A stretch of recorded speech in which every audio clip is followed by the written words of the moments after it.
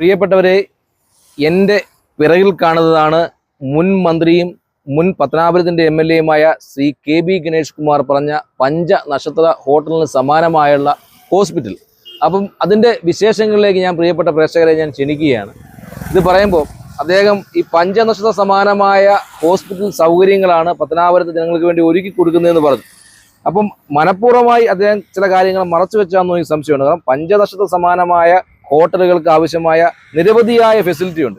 ഏകദേശം 1,68,000 സ്ക്വയർ ഫീറ്റിലാണ് ഈ കെട്ടിടങ്ങൾ മുഴുവൻ ഏകദേശം 2 ഏക്കർ 64 സെന്റിൽ പണി കഴിപ്പിച്ചിരിക്കുന്നത്. ഇതിന്റെ മാക്സിമം സ്പേസ് യൂട്ടിലൈസ് ചെയ്തുകൊണ്ടാണ് ഈ കെട്ടിടം പണി കഴിപ്പിച്ചിരിക്കുന്നത്. പക്ഷേ ഏറ്റവും വലിയ അപാകത, ഇതിന്റെ ഫസ്റ്റ് ഫ്ലോറിലേക്ക് കടന്നു ചെല്ലുമ്പോഴത്തേന് ഇതിന്റെ lab facility, MRI scan, CT scan, x ray, അങ്ങനെ നിരവധി സംവിധാനങ്ങൾ നമ്മൾ ഒരു ഹോസ്പിറ്റലിൽ വേണം. നിർഭാഗ്യം എന്ന് പറയട്ടെ, ഈ ഫസ്റ്റ് ഫ്ലോറുമായി ബന്ധപ്പെട്ട CT സ്കാനോ MRI സ്കാനോ പ്രൊവിഷൻ ഇട്ടിട്ടില്ല. ഇവിടെ ഉള്ളത് എക്സ്റേയും അതുമായി ബന്ധപ്പെട്ടുള്ള അൾട്രാസൗണ്ട് മാത്രമാണ്. ഇവിടെ ഒരു വലിയ ഇപ്പം 2 ദേശീയപാതകൾ കടന്നു പോകുന്ന തൊട്ടടുത്തൂടെ കടന്നു പോകുന്ന പ്രദേശമാണ് ഈ പത്തനാപുരം.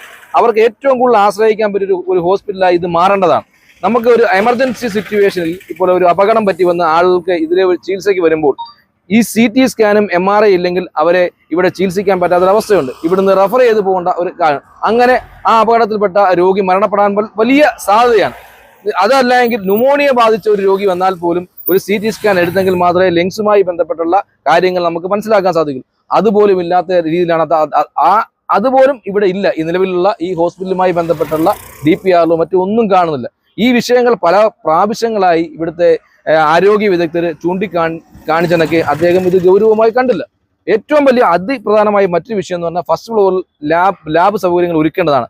നിർഭാഗ്യം എന്ന് പറയട്ടെ, ഇവിടെ സ്ലാബ് കളക്ഷൻ മാത്രമാണുള്ളത്. അതായത് അതുമൂലം വലിയ ബുദ്ധിമുട്ട് അനുഭവിക്കും. നമുക്ക് 2 സ്റ്റാഫ്, 2-ൽ കൂടുതൽ 4 അതിൽ കൂടുതലുള്ള സ്റ്റാഫുകളെ നമുക്ക് വെക്കേണ്ട സാഹചര്യമുണ്ട്. ലാബ് ഫെസിലിറ്റി ഒരുക്കിയിരിക്കുന്നത് 4ാമത്തെ നിലയിലാണ്.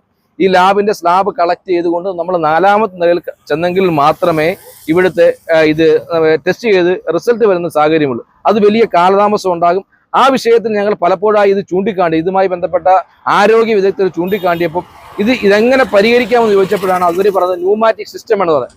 ഒരു 100 ബെഡുള്ള ഒരു ഹോസ്പിറ്റൽ, അതിപ്പോൾ ഏകദേശം 88 ബെഡ് മാത്രമാണുള്ളത്. ഇത്രയും വലിയ സ്ക്വയർ ഫീറ്റിൽ പണിഞ്ഞ ഒരു ഹോസ്പിറ്റൽ 88 ജനറൽ ബെഡ് മാത്രമാണുള്ളത്. ആ ഒരു അവസ്ഥയിൽ നമുക്ക് ഒരു ന്യൂമാറ്റിക് സംവിധാനം വേണമെങ്കിൽ മിനിമം ഒരു 2 കോടി രൂപ വേണം. നിങ്ങൾ ആലോചിക്കണം, ഇതിന്റെ കൂടെ 2 കോടി രൂപയുടെ സംവിധാനങ്ങൾ ഇനി ഒരുക്കുന്നത് വളരെ ബുദ്ധിമുട്ടായി വരും. അതുപോലെ തന്നെ ഈ പറയുന്ന ഈ ഹോസ്പിറ്റലുമായി ബന്ധപ്പെട്ട മറ്റൊരു പോരായ്മ എന്ന് പറഞ്ഞാൽ ഇവിടെ ഈ 3ാമത്തെ നിലയിലേക്ക് എത്തുമ്പം ഗൈനക് OP-യാണ്. ഗൈനക് OP-യും ഓപ്പറേഷൻ തിയേറ്റർ സംവിധാനങ്ങളൊക്കെ ഉണ്ട്. പക്ഷേ ഒരു വലിയ പ്രശ്നം, ഒരു ഓപ്പറേഷനുമായി വന്ന അല്ലെങ്കിൽ പ്രസവവുമായി ബന്ധപ്പെടുന്ന രോഗിക്ക് ഇപ്പൊ എമർജൻസി ആയിട്ട് സിസേറിയൻ നടത്തേണ്ട ഒരു അവസ്ഥയിൽ ബ്ലഡ് വേണം. പക്ഷേ ഇവിടെ ഒരു ബ്ലഡ് ബാങ്കിൽ സൗകര്യമില്ല. ഏറ്റവും വലിയൊരു പോരായ്മ, ഈ രോഗി ആ ഒരു അവസരത്തിൽ ബ്ലഡിന് വേണ്ടി ഒന്നി താലൂക്ക് ഹോസ്പിറ്റലിൽ പുല്ലൂരെ സമീപിക്കണം, അല്ലെങ്കിൽ കൊട്ടാരക്കര പോകണം, അത് തൊട്ടടുത്ത പത്തനാപുരത്ത് പിന്നെ പത്തനംതിട്ടയിൽ പോകേണ്ട ഒരു അവസ്ഥയുണ്ട്. സ്കാൻ ചെയ്യാൻ വെളിയിൽ പോകേണ്ടി വരും. അപ്പം തീർച്ചയായും അത്തരം രോഗികൾ ഈ ബുദ്ധിമുട്ടെല്ലാം പരിഗണിച്ചുകൊണ്ട് അവരെവിടോട്ട് പോകും, ഒന്നുമല്ലെങ്കിൽ പുല്ലൂരിലേക്ക് പോകും, അല്ലെങ്കിൽ മറ്റ് സ്ഥലങ്ങളെ ആശ്രയിക്കേണ്ട സ്ഥിതിയിലേക്ക് വരികയാണ്. ഇത് ഞാൻ പറയുന്നു, സ്വകാര്യ മേഖലയുമായി ബന്ധപ്പെട്ട നിരവധി ഹോസ്പിറ്റലുണ്ട്. അവരെയൊക്കെ സഹായിക്കുന്നതിന് വേണ്ടിയാണോ അത്തരത്തിലുള്ള സംവിധാനങ്ങൾ ഒരുക്കാതിരുന്നത് നമ്മൾ സംശയിക്കുകയാണ്. ഈ കല്ലറ റിവറുമായി ബന്ധപ്പെട്ട് ഏകദേശം 20 മീറ്റർ മാത്രമാണ് കെട്ടിടത്തിനുള്ളത്. ഇപ്പോൾ ഏകദേശം 10 മീറ്ററോളം ഈ പറയുന്ന ഈ മഴയുമായി ബന്ധപ്പെട്ട് ഇടിഞ്ഞു താഴ്ന്ന അവസ്ഥയുണ്ട്. അപ്പോൾ ഇതുമായി ബന്ധപ്പെട്ട് ഈ കരാറെടുത്തിരിക്കുന്ന കമ്പനി കിഫ്ബിയാണ് പൈസ മുടക്കുന്നത്. ഈ കിഫ്ബിയുമായി ബന്ധപ്പെട്ട് നിരവധി തവണ ഇതിന്റെ റീറ്റെയിനിങ് വാളുമായി ബന്ധപ്പെട്ട് എസ്റ്റിമേറ്റ് സംബന്ധിച്ചു ഏകദേശം 8.5 കോടി രൂപയാണ് ഈ റീറ്റെയിനിങ് വാളുമായി ബന്ധപ്പെട്ട് ചെലവാക്കേണ്ടതെന്ന് കിഫ്ബിക്ക് പ്രപ്പോസൽ വെച്ചിരിക്കുന്നത്. നിങ്ങൾ ആലോചിക്കണം, ഈ പ്രദേശം ഈ കെട്ടിടം പണിയാൻ അനുയോജ്യമല്ല എന്ന് ഇതിന്റെ പ്രാരംഭ ഘട്ടത്തിൽ തന്നെ എല്ലാവരും പറഞ്ഞതാണ്. നിങ്ങൾ ആലോചിക്കണം, ഈ 8.5 കോടി രൂപ ഉണ്ടായിരുന്നെങ്കിൽ ഈ ഹോസ്പിറ്റലിലെ മറ്റ് ഫെസിലിറ്റിക്ക് ആവശ്യമായ സൗകര്യങ്ങൾ, ഓഫീസിലെ എക്യുപ്മെന്റ്സ്, ലാബ് എക്യുപ്മെന്റ്സ് അടക്കം, തിയേറ്ററുമായി ബന്ധപ്പെട്ട എക്യുപ്മെന്റ്സ് അടക്കമുള്ള നിരവധി കാര്യങ്ങൾ ഉപയോഗിക്കാൻ പറ്റുമായിരുന്നു. പക്ഷേ നിർഭാഗ്യം അധിക ചെലവാണ്. ഇപ്പൊ ന്യൂമാറ്റിക് സംവിധാനത്തിൽ ഞാൻ പറഞ്ഞ 2 കോടി രൂപ വേണം, ഈ പറയുന്ന ഇതിന് 8.5 കോടി രൂപ വേണം. അങ്ങനെ ഈ ഹോസ്പിറ്റലുമായി ബന്ധപ്പെട്ട നിരവധിയായ പ്രശ്നങ്ങൾ ചൂണ്ടിക്കാണിക്കുമ്പോൾ ഈ ചൂണ്ടിക്കാണിക്കുന്ന ആളുകളെ, മന്ത്രിയെ ഉൾപ്പെടെയുള്ള ആളുകളെ പരിഹസിക്കുന്ന സ്വഭാവത്തിലേക്ക് മുൻ MLA KB ഗണേഷ് കുമാർ പോയത് വളരെയധികം നിർഭാഗ്യകരമായ കാര്യമാണ്. ഒരു ജനപ്രതിനിധി എന്ന നിലയിൽ എന്നെ പരിചയപ്പെടുത്താൻ, ഞാൻ പത്തനാപുരം ബ്ലോക്ക് പഞ്ചായത്തിന്റെ പ്രസിഡന്റാണ്. ഞാനിപ്പോൾ അധികാരത്തിൽ കയറിയിട്ട് ഞങ്ങളുടെ ഭരണസമിതി അധികാരത്തിൽ ഏകദേശം 6-7 മാസമാകുകയാണ്. കേരളത്തിൽ UDF ഗവൺമെന്റ് വന്നിട്ട് 2 മാസമാകുകയാണ്. ഈ ഹോസ്പിറ്റലുമായി ബന്ധപ്പെട്ട് കേരളത്തിൽ എവിടെയും താലൂക്ക് ഹോസ്പിറ്റലുമായി ബന്ധപ്പെട്ട് നിർമ്മാണ പ്രവർത്തനം നടക്കുമ്പോൾ നിർവഹണ സമിതി എന്ന് പറയുന്ന സംവിധാനമുണ്ട്. അതായത് ഇൻസ്റ്റിറ്റ്യൂഷൻ ഇംപ്ലിമെന്റേഷൻ കമ്മിറ്റി, IIC എന്ന് പറയുന്ന കമ്മിറ്റിയുണ്ട്. നിർഭാഗ്യം എന്ന് പറയട്ടെ, ഈ കെട്ടിടത്തിന്റെ 63% പൂർത്തീകരിച്ചപ്പോൾ മാത്രമാണ് അത്തരത്തിലൊരു കമ്മിറ്റി ഉണ്ടാക്കുവാൻ സാധിച്ചത്. അത് സാധിക്കാൻ ഇടയായ ഒരു സാഹചര്യം ബ്ലോക്ക് പഞ്ചായത്ത് പ്രസിഡന്റും നിലവിലെ പത്തനാപുരത്തിന്റെ MLA ബഹുമാനായ ജ്യോതികുമാർ ചാമക്കാലയും നിരന്തരമായി ഈ വിഷയങ്ങളിൽ ഇടപെട്ടുകൊണ്ട് DMO അടക്കമുള്ള ആളുകൾക്ക്, മെഡിക്കൽ ഓഫീസർ അടക്കമുള്ള ആളുകൾക്ക് ലെറ്റർ കൊടുത്തതിന് ശേഷമാണ് ഈ കമ്മിറ്റി രൂപീകരിക്കുന്നത്. ഈ കമ്മിറ്റിയുമായി ബന്ധപ്പെട്ടുള്ള ആളുകൾ എന്ന് പറഞ്ഞാൽ ബ്ലോക്ക് പഞ്ചായത്ത് പ്രസിഡന്റ് എന്ന നിലയിൽ ഞാൻ ചെയർമാനായി വരും. അതോടൊപ്പം തന്നെ പഞ്ചായത്ത് പ്രസിഡന്റ് വരും. ബ്ലോക്ക് പഞ്ചായത്തിന്റെ ആരോഗ്യ സ്റ്റാൻഡിംഗ് കമ്മിറ്റിയുടെ ചെയർമാൻ വരും. അതോടൊപ്പം തന്നെ മെഡിക്കൽ എക്സ്പെർട്ടുകൾ വരും. ജില്ലാ മെഡിക്കൽ ഓഫീസർ ഒരു പ്രതിനിധി വരും. HMCയുടെ ഒരു അംഗം വരും. അതുമായി ബന്ധപ്പെട്ട നിരവധി ആളുകൾ വരും. അതോടൊപ്പം തന്നെ ഈ റിവറിന്റെ സൈഡിലായതുകൊണ്ട് ഇറിഗേഷനുമായി ബന്ധപ്പെട്ട ആളുകൾ വരണം. ഈ റോഡ് സേഫ്റ്റിയുമായി ബന്ധപ്പെട്ട പ്രശ്നം ഉണ്ടായതുകൊണ്ട് റോഡിന്റെ സൈഡിലോട്ട് എൻട്രൻസ് വരുന്നതുകൊണ്ട് റോഡ് സേഫ്റ്റിയുടെ ആളുകൾ വേണം. പക്ഷേ ബ്രിഡ്ജുമായി ബന്ധപ്പെട്ട് അടുത്ത് കിടക്കുന്ന ബ്രിഡ്ജിന്റെ ആളുകളെ വേണം. ഇവരെ ഒന്നും ഉൾപ്പെടുത്താതെ, ഇവരെ ഒന്നും അറിയിക്കാതെ ഈ നടത്തിയ പ്രവർത്തനമാണ്. എല്ലാ മാസവും ഈ ഇൻസ്റ്റിറ്റ്യൂഷൻ ഇംപ്ലിമെന്റേഷൻ കമ്മിറ്റി വിളിച്ചുകൂട്ടി ഈ കാര്യങ്ങൾ വിലയിരുത്തണം. ഏകദേശം 90% പണി കഴിയുന്നിടം വരെ എല്ലാ മാസവും വിളിച്ചുകൂട്ടി പണി വിലയിരുത്തുകയും 90% ശേഷം എല്ലാ ആഴ്ചയിലും ഈ കമ്മിറ്റി വിളിച്ചുകൂട്ടി നടത്തണം. നിർഭാഗ്യമെന്ന് പറയട്ടെ, 63% ആയപ്പോൾ മാത്രമാണ് ഇത്തരത്തിലൊരു കമ്മിറ്റി രൂപീകരിച്ചതിന് മുന്നോട്ട് പോകാനിടയായ ഒരു സാഹചര്യം ഉണ്ടായി. ഇത് പറയുന്നത് പത്തനാപുരം MLA ഒരു തുക്ലക് ഭരണ രീതി പിന്തുടരുന്ന MLA ആയി പ്രിയപ്പെട്ട ഗണേഷ് കുമാർ മാറിയിട്ടുണ്ട്. കാരണം അദ്ദേഹത്തിന്റെ നിരവധിയായ പ്രവർത്തനങ്ങൾ നിങ്ങൾ ശ്രദ്ധിച്ചാൽ മതി. പത്തനാപുരം മേനാത്ത് റോഡുമായി ബന്ധപ്പെട്ട പ്രശ്നങ്ങൾ, അതോടൊപ്പം തന്നെ ഈ ഹോസ്പിറ്റലുമായി ബന്ധപ്പെട്ട പ്രശ്നങ്ങളൊക്കെ നിങ്ങൾ പരിശോധിച്ച് തുക്ലക് ഭരണപരിഷ്കാരം എന്ന് പറഞ്ഞാൽ വലിയ ആശയങ്ങളും വലിയ സംഗതികളും മുന്നോട്ട് പോകും. പക്ഷേ ഒന്നും നടപ്പിലാക്കാൻ പറ്റത്തില്ല. കാരണം കൂടിയാലോചന നടത്തത്തില്ല. ഞാനും സുഭദ്രയും കൊടപ്പള്ളി അപ്പനും മതി എന്ന രീതിയിലേക്കുള്ള പ്രവർത്തനമാണ് കഴിഞ്ഞ കുറേ കാലങ്ങളായി ഈ ഇവിടുത്തെ MLA ഈ നാട്ടിൽ നടത്തിക്കൊണ്ടിരിക്കുന്നത്. FDR ടെക്നോളജിയുമായി ബന്ധപ്പെട്ട് അദ്ദേഹം വലിയ വാഗ്ദാനം നൽകി.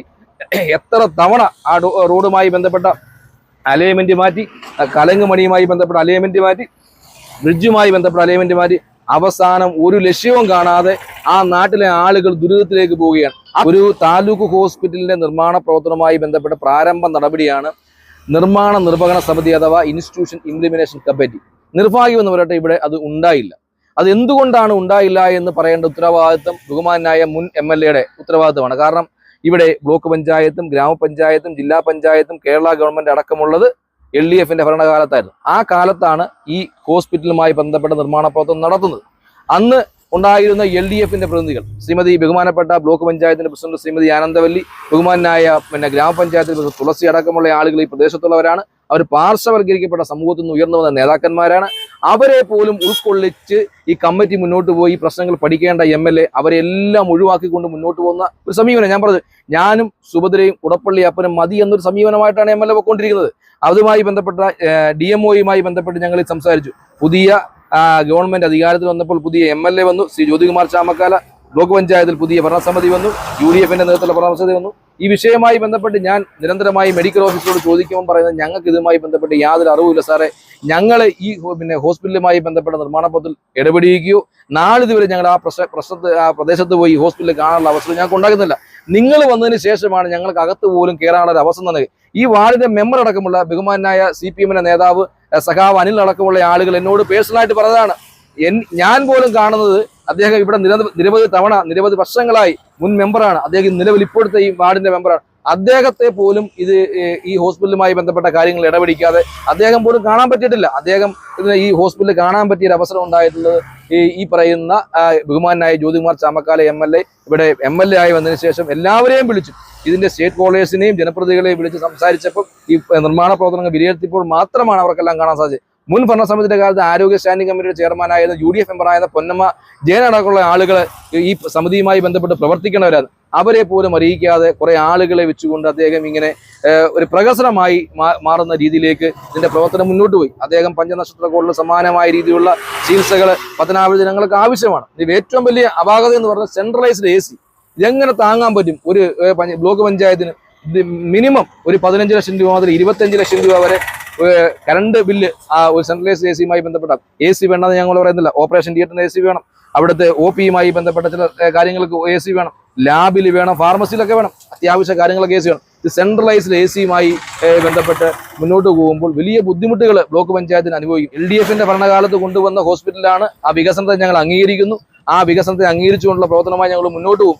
മുന്നോട്ട് പോകുമ്പോൾ ഈ ഏത് സ്ഥാപനമായിക്കോട്ടെ, ഇപ്പം റോഡായിക്കോട്ടെ, ഹോസ്പിറ്റലായിക്കോട്ടെ, മറ്റേത് സ്ഥാപനങ്ങളും ആയിക്കോട്ടെ, അത് ജനങ്ങൾക്ക് കൂടി ഉപകാരം ഉണ്ടാകുന്ന തരത്തിലേക്ക് മാറുമ്പോഴാണ് അതൊരു നല്ല ഒരു സ്ഥാപനമായി മാറുന്നത്. അത്തരത്തിലുള്ള നല്ല സ്ഥാപനമായി മാറ്റുന്നതിനാവശ്യമായ ക്രമീകരണങ്ങൾ MLA-യും മന്ത്രിയും നടത്തുമ്പോൾ അവരെ വ്യക്തിപരമായി അധിക്ഷേപിച്ചുകൊണ്ട്, അവരെ ചരിത്രപരമായി അധിക്ഷേപിച്ചുകൊണ്ട് നടത്തുന്ന പ്രസ്താവനകൾ തീർത്തും നിരാശാജനകമാണ്, പ്രതിഷേധാർഹമാണ്. ബഹുമാനായ മുൻ MLA-യുടെയും മന്ത്രിയുടെയും ചെയ്തികളെ പറ്റിയുള്ള കാര്യങ്ങൾ പബ്ലിക് ഡൊമൈനിലുണ്ട്. അദ്ദേഹത്തിന്റെ മുൻ ഭാര്യയും നിലവിലെ ഭാര്യയും പറഞ്ഞ കാര്യങ്ങൾ പബ്ലിക് ഡൊമൈനിലുണ്ട്. അദ്ദേഹത്തെ പറ്റി ഞങ്ങൾ മോശമായ രീതിയിൽ പറയാൻ ആഗ്രഹിക്കുന്നില്ല. അദ്ദേഹം ഞങ്ങളുടെ നേതാവിനെ പറ്റി ഒരു പരാമർശം നടത്തി. ഞങ്ങൾ അദ്ദേഹത്തെ തിരിച്ച് പഞ്ചാരക്കുട്ടെന്ന് പറഞ്ഞാൽ ആർക്കെങ്കിലും ബുദ്ധിമുട്ടുണ്ടായാൽ അത് ഞങ്ങളുടെ കുഴപ്പമല്ല. അങ്ങനെ പറയിക്കേണ്ട അവസ്ഥയിലേക്ക് നിങ്ങൾ ഞങ്ങളെ കൊണ്ടെത്തിച്ചിരിക്കുകയാണ്. തീർച്ചയായും ഞാൻ അത്തരം വ്യക്തിപരമായ ആശയങ്ങളിലേക്ക് ഒന്നും കടക്കുന്നില്ല.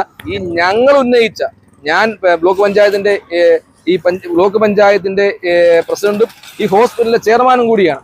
ഞങ്ങൾ ഉന്നയിച്ച കാര്യങ്ങളിൽ എന്തെങ്കിലും മോശപ്പെട്ട രീതിയുണ്ടോ, അല്ലെങ്കിൽ വസ്തുതാപരമല്ലാത്ത എന്തെങ്കിലും കാര്യങ്ങളുണ്ടെങ്കിൽ തീർച്ചയായും ഇവിടുത്തെ LDF നേതാക്കന്മാർക്കടക്കം ബഹുമാനായ മുൻ MLA ശ്രീ KB ഗണേഷ് കുമാറിനും അദ്ദേഹത്തിന്റെ പാർട്ടിക്കാർക്കും ഇവിടുത്തെ LDF നേതാക്കന്മാർക്കും തുറന്ന ചർച്ചയായി വരാം.